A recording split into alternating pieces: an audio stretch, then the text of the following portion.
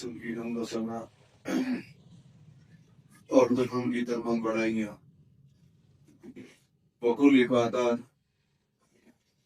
خالق کائنات مالک ارض و سما کی للہ پر اسی کے لیے زیبا ہے صلی اللہ وحدہ لا شریک لہ کے لیے جو اکیلا ہم سب غالق و مالک اور مولانا حافظ خدا وحدہ لا شریک لہ کی بے شمار درود و صلاح و رحمتیں برکتیں اللہ کے تمام برگزیدہ بندوں کا بالخصوص ہم کروڑا کروڑ درود و سلام کا نذرانہ پیش کرتے ہیں سید المرسلین امام المتقین رحمت للعالمین محمد الامین وعلى آلہ وصحبہ اجمعین.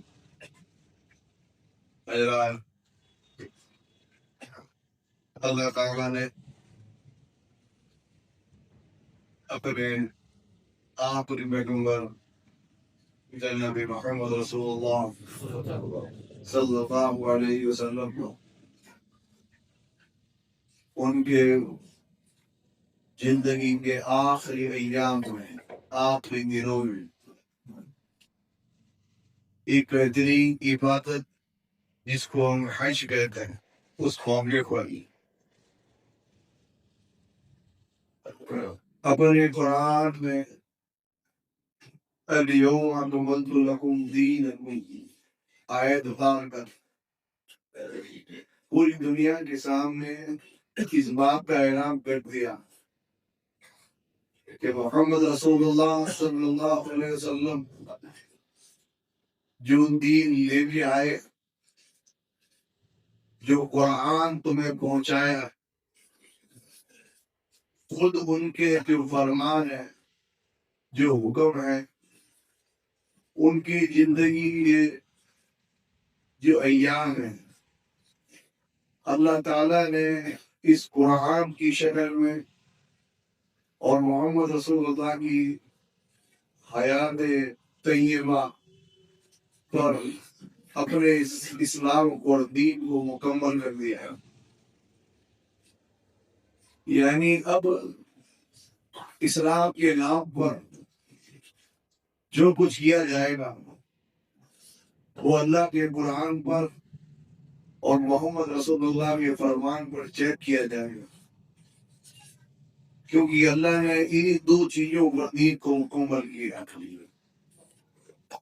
اور مکمل اس چیز کو کہتے ہیں جس میں کسی طرح کے اضافے کی، زیادتی کی یا کسی طرح کی کمی کی ترمیم اور سنشودھن کی ضرورت نہ پڑے. ایک ایسا نظام حیات، ایک ایسا دین کہ جس میں اللہ تعالیٰ نے اپنے پیغمبر کے ذریعے چھوٹی سے چھوٹی اور بڑی سے بڑی بات ذکر فرما دی. اور حجۃ الوداع کے موقع پر یہ آیت اتار کر کے ہم نے آج دین مکمل کر دیا، ایک مہر ثبت کر دی کہ اب جو کچھ قرآن پہ ہے، جو کچھ محمد رسول اللہ نے تمہیں بتا دیا، ایک دین ہے. پوری دنیا اور اس کے تمام معاملے مل جاتا ہے اور اس میں کوئی چیز داخل کرنا چاہتا ہے، وہ اضافہ کے رکھنا ہے، بھلے پوری دنیا اس پہ ہو جائے. دین وہی جو اللہ کے قرآن میں اور محمد رسول اللہ صلی اللہ علیہ وسلم کے فرمان میں، یہ مکمل دین ہے. حضرت امام مالک مشہور امام ہے، اس کی موطا بڑی مشہور ہے، بخاری سے پہلے کی کتاب ہے. امام دار الہجرہ یعنی امام مدینہ ہے، اور جو یہ نام مانا جاتا ہے چار امام والا اس میں سے ایک امام ہے. فرماتے ہیں من ابتدع فی اسلام بدعۃ، من ابتدع فی اسلام بدعۃ فیرا حسن فقد زعم ان محمد صلی اللہ علیہ وسلم خان رسالہ. جس نے دین میں، اسلام میں کوئی نیا کام کیا، ایسا کام جس کا نہ قرآن کا نہ رسول اللہ کا فرمان کا اپنی طرف سے دین میں کوئی نیا کام کیا اس نے گویا یہ سوچا کہ محمد رسول اللہ نے خیانت کی، جو امانت اللہ نے دی اس کو پہنچانے میں خیانت کرنے، کس نے؟ محمد رسول اللہ، اپنی طرف سے من مانی کرنے والا، اپنی طرف سے دین میں نئی چیز ڈالنے والا محمد رسول اللہ کا گستاخ، کیونکہ وہ جانے انجانے میں حضور پر تہمت لگاتا، خیانت کی،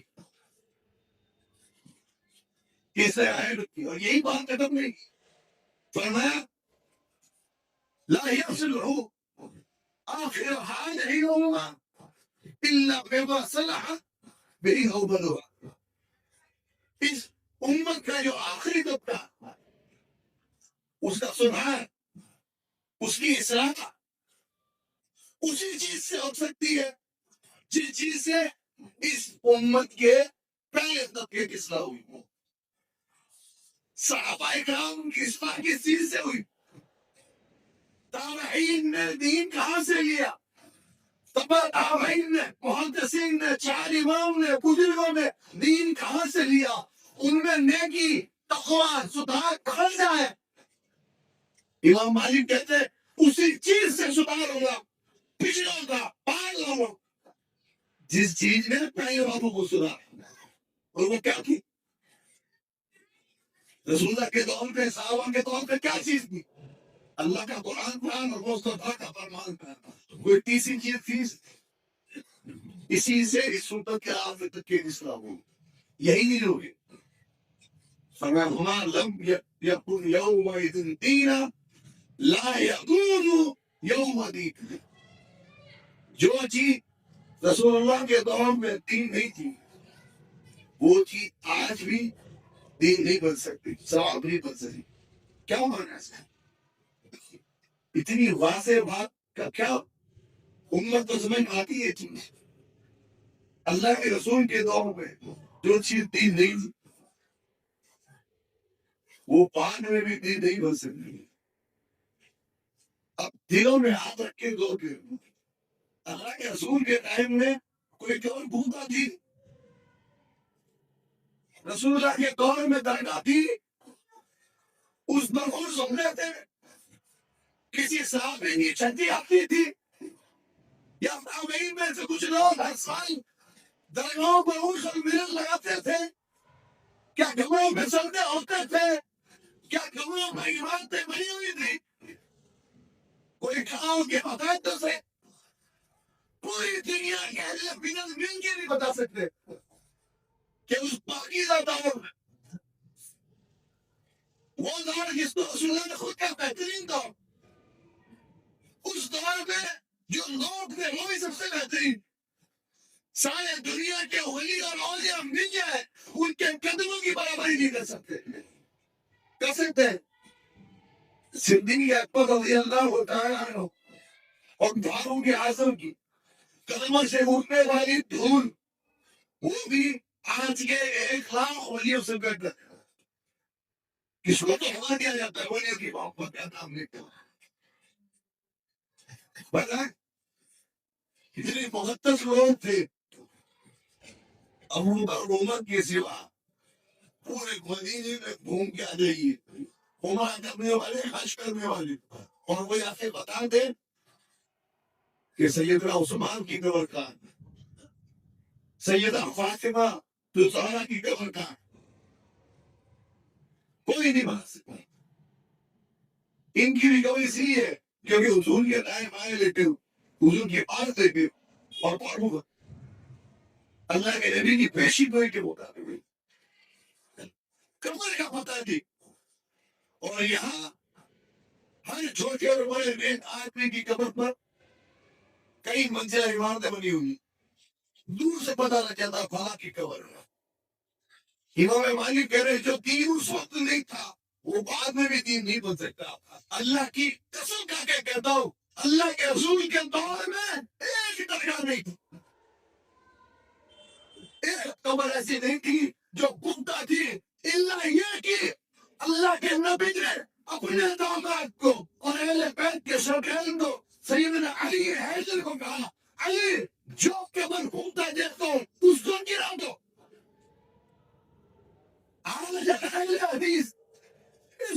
شان رسول کو اٹھا کر یہ اعلان کرے کہ دنیا میں موجود ساری درگاہ یہ رسول کے فرمان کے خلاف ہے. گستاخی کیوں کہتے ہو؟ اللہ کے رسول کا یہ فرمان کہا جائے گا جا کے پہنچے یہ بات سے پہنچے ہمارا کہوان بڑھا ساتھ لگے جائے اور پوچھیں گے تمہاری مدد سے کہ الماریوں کے اندر موجود کتابوں کے اندر نبی اکبر کا یہ فرمان موجود ہے کہ نہیں کہ جو خبر پوچھتا دیکھو برابر پانی سے اوپر کور کہا میرا نہیں تھی رسول اللہ تو کب اس بے بات ہوتے ہیں الٹا آپ نے کیا بولا لا يقول الله على اليهود والنصارى اتخذوا قبورهم انبيائهم مساجد یہودیوں عیسائیوں پر اللہ کے علاوہ کہ جنہوں نے اپنے نبیوں کی گواہوں کو بھوکا بنا دیا یہودی اور عیسائی اپنے نبی کی پیغمبر کی اللہ کے چنے ہوئے ہستی رسول کی قبر کو بھوکتا کرے تو محمد مصطفیٰ لعنت بھیجے اور خود ان کا امتی کسی ولی کی قبر کو بھوکتا کرے اس پر رحمت اترے گی کون تو کرے جو اس وقت دین تھا وہ آج بھی دین نہیں بن سکتا جو اس وقت نہیں تھا دین کے نام پر وہ آج ہے تو کیا دے رہے گا امام مالک نے کہا من ابتدع فی اسلام بدعۃ جو داخل ہوا دین میں پہلے نہیں تھا بعد میں آیا وہ کہلائے گا بدعت بدعت ایک ایسا گناہ جو کرنے والے کی دنیا اور آخرت دونوں برباد کر دیتا ہے قرآن اور سنت کا مطلب یہ کافی اور شافی ہے یہی نہیں امام مالک کہتے ہیں السنت صفینۃ نوح کہ سنت جو ہے رسول اللہ کی وہ نوح کی کشتی ہے جو اس کو تھام لے گا وہ نجات پا لے گا اور جو اس سے پیچھے رہ جائے گا وہ کرب ہو جائے گا ڈوب جائے گا ختم ہو جائے گا آج سنت کے نام پر کتنی چیزیں معاشرے کے اندر ہے اور اس کے خلاف بہار کے نام پر کتنی ہے دور تو گئے یہ تیجا یہ 40واں یہ 10واں یہ برسی یہ میلے یہ عرس یہ فاتحہ یہ کھانے پہ بیان کے قرآن پڑھنا یہ مردوں کو بخشوانا اللہ کے قسم رسول کی شریعت میں اور اللہ کے دین میں ان میں سے ایک چیز کا ذکر ہے کہ مردود کا فاتحہ نہ درود مردود وہ نہیں جو فاتحہ نہ لگائے مردود وہ جو فاتحہ لگائے فرمان رسول کے مطابق کہ رسول نے فرمایا من عمل عملا لیس علیہ امرنا فهو رد وہ کام جو ہمارے دین میں نہیں ہے وہ مردود ہے پوچھو تو صحیح کہ رسول اللہ نے مردوں کو اس طریقے سے بخشوایا پوچھو تو صحیح کہ رسول اللہ نے کبھی کوئی تیجا 10واں 40واں کیا ہمارے سوال میں آئے میں یہ چیزیں اس سے روکنے والے گستاخ توہین بے دین غیر مقلد وہابی نہ جانے کیا کیا ابھی یہ کہتے تو اس میں رستے میں لا حول ولا قوت کوئی کیا کہتا ہے کیا کہتا ہے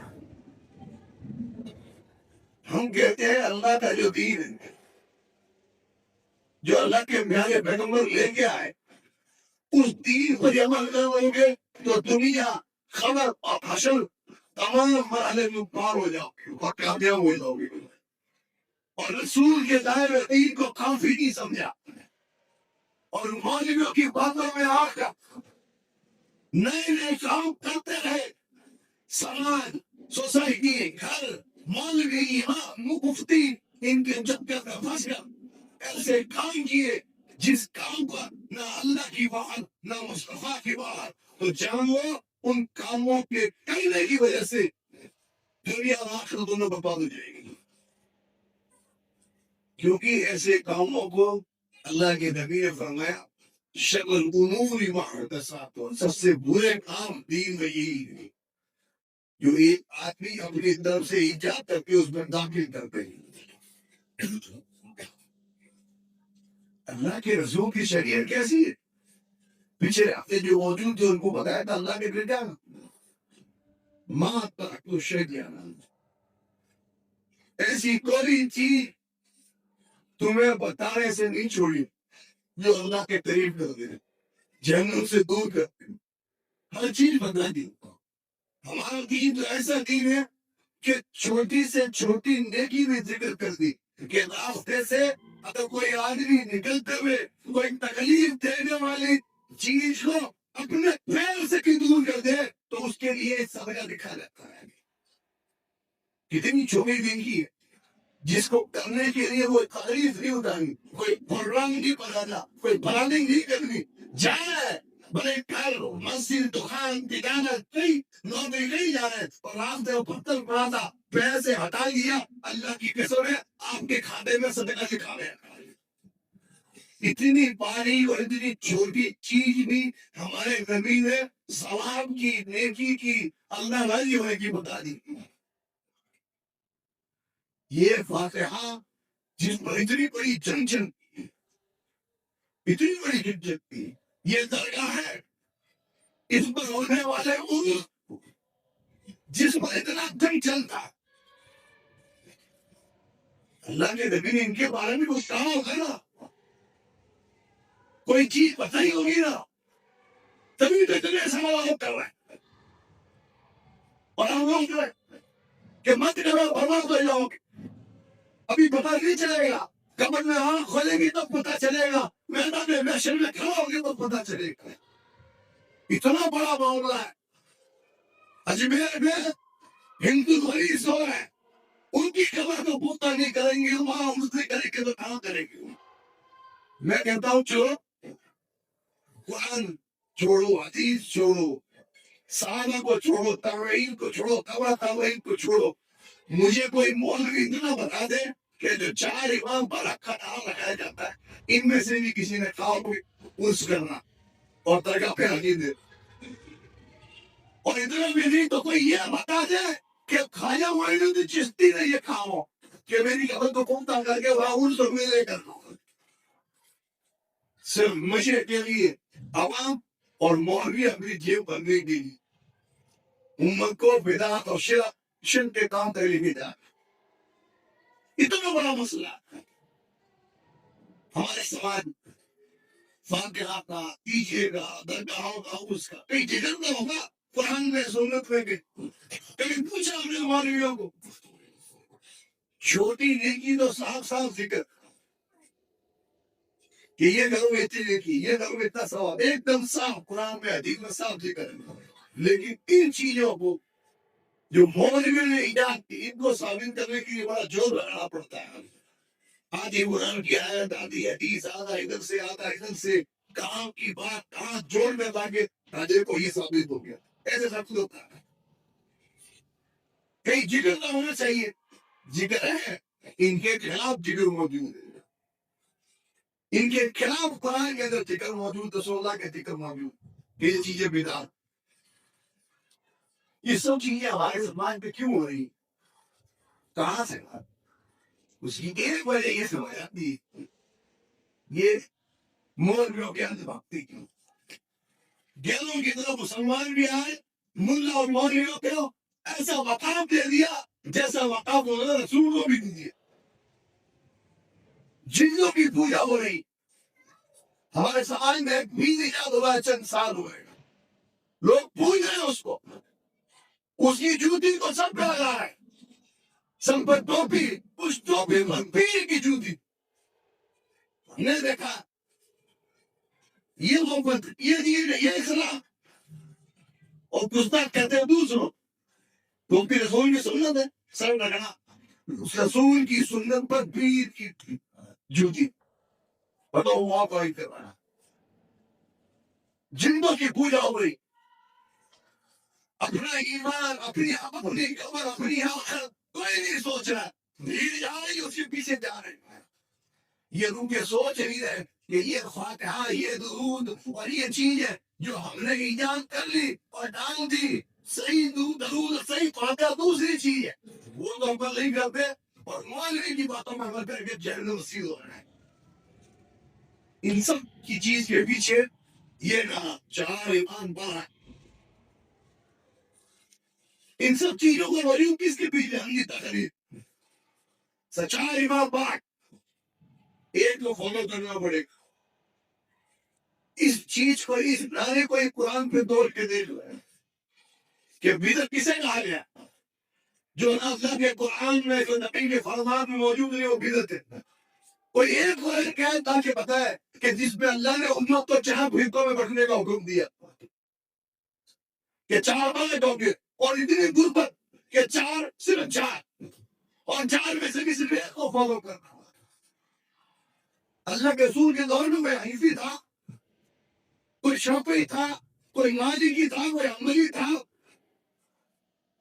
پوری امت کو اس نام پہ بانٹ دیا. تمہارا مذہب ہی نہ اللہ کے قرآن میں نہ حدیث میں, پھر تمہارا عمل کہاں ثابت کرو گے؟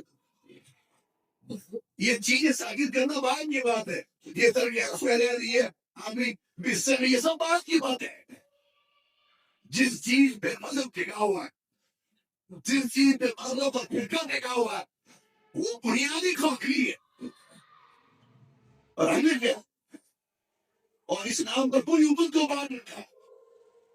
اور امت بھی جنگی اور میری ہاتھ 4 پر ایک کو فالو کرتا ہے. ارے وہ لوگ اس کو کر رہے ہیں کہ جس کو فالو کرنے کو حکم تعالیٰ نے حد سے اتارا ہے. اور وہ جہاں سے میرے چاہتے ہیں امام اعظم محمد رسول اللہ صلی اللہ علیہ وسلم کی جات ہے. ان کے سوا سارے لوگ مل کے بھی ان کی جلدی کے برابر نہیں کر سکتے. ان کو فالو کرنا پھر بھی کوئی آدمی کے دن جیسا چلتا ہے اپنے کرتے رہیں گے تو ہم کہیں گے کہ اس میں نقصان ہے. کیا نقصان؟ ایسے آدمی کو توبہ کی توفیق نہیں ملتی. شرابی توبہ کر لے گا, جواری توبہ کر لے گا, سود خور توبہ کر لے گا, زانی توبہ کر لے گا, چور توبہ کر لے گا, لیکن اس آدمی دور میں دونوں تو فاتحہ کے اندر پستے ہیں. مولویوں کی بنائیں رسول کی بتائی ہوئی نہیں. رسول کی بتائی ہوئی تو فرض ہے. رسول کی بتائی ہوئی فاتحہ تو فرض ہے جو اہل حدیث پڑھتا. نماز میں امام کے پیچھے فاتحہ نہیں پڑھتے ہیں, وہاں یہ فاتحہ نہیں پڑھنا ہے. لاکھوں کی کروڑوں کی تعداد میں مدے بغیر فاتحہ کے کسی جنازے میں جائیں تو امام صاحب سے پوچھے امام صاحب فاتحہ بڑی آپ نے کہ یہاں کا فاتحہ تو کھانے پر فاتحہ دہرانے کے بعد تو اتنے کہا میرے نبی نے تو فاتحہ میت کو آگے رکھ کر میت پر فاتحہ پڑھی ہے نماز جنازہ میں, اور یہ بلّہ اس کو فاتحہ نہیں مانتا. یہ دہرانے کے بعد کھڑے ہو کے پڑتا ہے, یہ کھانا سامنے رکھ کے پڑتا ہے. مولویوں کی بنائی ہوئی باتوں میں عمل کرتا ہے تو تمام گناہ کاروں پر توبہ و توفیق مل جاتی ہے. ایسے کام جو کرتا ہے جو دین میں نہیں, قرآن میں نہیں, سنت میں نہیں, اس کو اللہ تعالیٰ توبہ کی توفیق دیتا ہے. میرے نبی نے فرمایا ان اللہ میں ابتدع توبہ اللہ کل صاحب بدع. اللہ تعالیٰ نے توبہ روک لی, توبہ روک لی ہر اس آدمی سے, اس عورت سے جو دین میں منمانی کرتا ہے رہ دے گا. یہ نقصان. اور توبہ ہی کر بھاؤ کہتا تھا کیا ممکن ہو گیا کمر کے اندر ہو ساتھ کمر میں 3 سوال ہوں گے. تیسرا سوال کس کے بارے میں ہوگا؟ نبی کے بارے میں کہ نبی کے بارے میں تیری کیا رائے ہے. اور وہ انسان جو نبی کے طریقے کو چھوڑ کر معاشرے کے طریقے میں چلتا تھا وہ کیا جواب دے گا؟ قبر بھی کھڑا, قبر کے بعد حشر, قیامت, حساب و کتاب کر دی. اس دن کی رسوائی تو ایسی رسوائی ہے. میدان محشر میں عہدے کوثر یہ حدیثیں تو آپ نے سنی ہوگی. ذرا یہ حدیث سنیں کہ جس میں نبی نے فرمایا انا انی فوقکم علی الحوض. لوگوں قیامت کے دن میں تمہارا میزبان ہوں, پیش ہوں, میزبان. تمہارے قیامت کے دن میں تمہارے آگے تمہیں کھڑا ملوں گا, میزبانی کی دوں. اور تمہاری تعداد کو دیکھ کے فخر کروں گا کہ موسیٰ کے ماننے والے عیسیٰ, داؤد, سلیمان, ایوب, یوسف, یونس, ابراہیم اور نوح ان تمام کے بعد میں بارے کیوں ہے اور محمد مصطفیٰ کی امت سے بڑی امت ہے. میں فخر کروں گا قیامت کے دن. اگلے الفاظ دن آپ کے سنے فرمایا فلا تصودوا وجهي، لوگوں قیامت کے دن مجھے رسوا مت کرنا. کون کہہ رہا؟ ہمارے نبی کہہ رہے ہیں، ہمارے رسول کہہ رہے ہیں کہ قیامت کے دن مجھے رسوا مت کرنا. کیسے رسوا ہوں گے نبی؟ رسوا نبی کو کون کرتا ہے؟ وہ انسان نبی کو رسوا کرتا ہے جو دنیا میں دین کے نام پر منمانی دیتا ہے، نبی کی سنتوں سے منہ پھیرتا ہے، نبی کے سنت کے مقابلے میں قوم سماج ایمان اور مکتی کی بات کو لیتا ہے، وہ نبی کو رسوا کرنے بات کرتا ہے. فرمایا مجھے قیامت کے دن رسوا بات کرنا. میں لوگوں کو جہنم سے چھڑاؤں گا قیامت کے دن، لیکن کچھ لوگوں کو اس سے چھڑا کے لے جایا جائے گا. میں ان کو دیکھ کے کہوں گا فَأَقُولُ يَا رَبِّ يَا صَحَابِي، پروردگار یہ فرشتے ان کو منہ کے بل کشید کر پیشانی سے پکڑ کر جہنم میں کیوں لے کے جا رہے ہیں؟ یہ میرے صحابی، میرے ساتھی، میرے لوگ. اللہ کہے گا